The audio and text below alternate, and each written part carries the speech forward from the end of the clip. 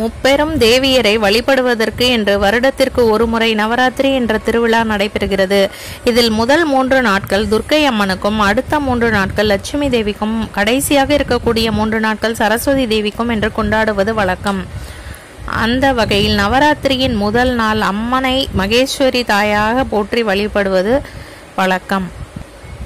இப்படி மகேஸ்வரி தாயாக நாம் வழிபாடு செய்யும் பொழுது நமக்கு இருக்கக்கூடிய மனபயம் அனைத்தும் நீங்கும். ஒருவருக்கு மன தைரியம் என்பது கிடைத்துவிட்டால் அவர் எப்பேற்பட்ட சூழ்நிலையிலும் மனம் உடையாமல் தன்னுடைய வாழ்க்கையில் இருக்கக்கூடிய கஷ்டங்களை எதிர்த்து போராடி வெற்றி பெறுவர். அப்படிப்பட்ட மனதைரியத்தை தரக்கூடிய வழிபாடாக தான் நவராத்திரியின் முதல் நாள் வழிபாடு திகழ்கிறது. அன்றைய நாளில் நாம் செய்ய வேண்டிய எளிமையான வழிபாட்டு முறையை தெரிந்து கொள்வோம்.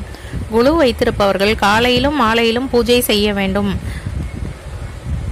குழு வைத்திருப்பவர்கள் ஒற்றைப்படை எண்ணிக்கையில் சுமங்கலி பெண்களை வீட்டிற்கு மாலை நேரத்தில் அழைத்து அவர்களையும் பூஜையில் கலந்து கொள்ளுமாறு செய்யலாம்.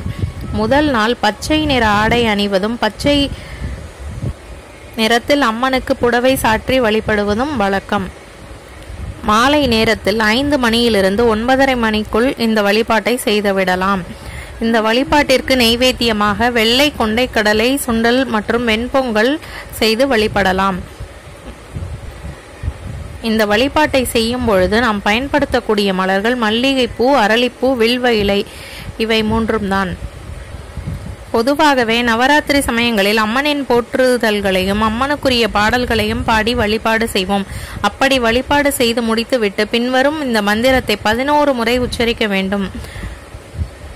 மந்திரம்: ஓம் ஐம் மகேஸ்வரி தாயே நம, ஓம் சர்வ மங்களம் தருபவளே நம, ஓம் தடை நீக்கி அருள் புரிபவளே நம, ஓம் அபய கரத்தாளே நம, ஓம் ஆபத் பாந்தவளே நம.